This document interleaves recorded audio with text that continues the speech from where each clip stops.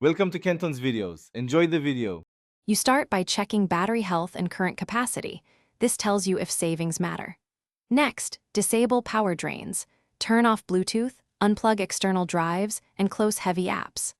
Once done, enable low power mode or battery saver so background activity reduces automatically. You're doing this now because small changes compound. They cut needless CPU cycles and network polling. Make sure to note the battery percent trend over a few days, so you can judge which adjustments actually help. You now optimize settings that cause continuous drain. Lower screen brightness to about 30% or use adaptive brightness so the display adjusts automatically.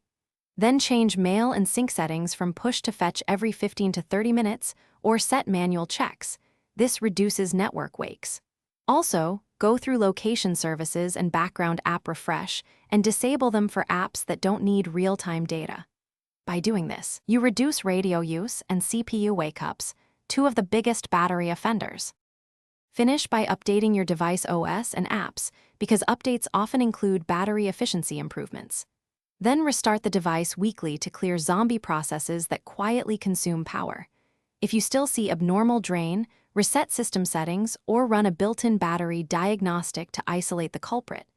If diagnostics point to hardware, consider battery replacement.